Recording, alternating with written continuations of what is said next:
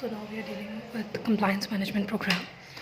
So the major objective is basically to manage the compliance risk effectively.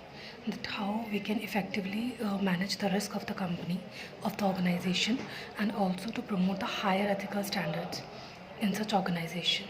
Now the compliance management through systematic processes helps in achieving 100% of compliance with letter and spirit. So if it is a systematic process, then there will be no chances that we can lack in any kind of a compliance which is applicable to such organization. So also there is a letter and spirit word where not only a letter or also we have a spirit to follow such compliances. Now what are the objectives of basically the compliance program? Compliance program objective is basically, as we know, that is to establish and maintain centralized mechanism to ensure compliance. Basically we have to centralize such mechanism so that we can ensure that compliance has happened in such organization.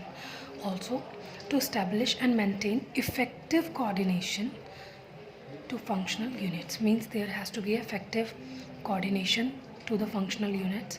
Also the effective communication of the changes in the regulatory mandate, means if there is any change in the regulatory mandate, then there has to be effective communication that we can directly communicate to the relevant department or relevant functional unit in this regard, and that thing has to be followed here.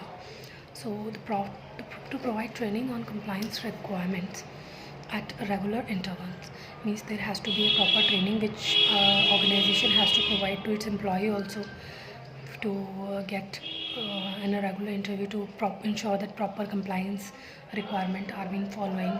Some changes has been incurred, that has been considered. So to introduce effective whistleblowing mechanism. Whistleblowing mechanism is also helpful in organization to achieve its objective to establish compliance dashboard.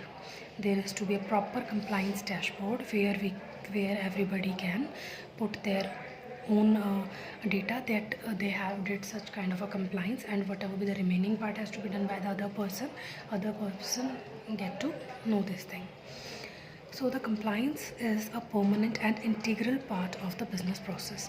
It is a permanent and first it is a permanent part.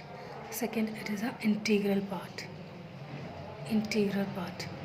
of business process that is ongoing and needs continuous tuning in line with the business environment and the applicable regulatory ambit.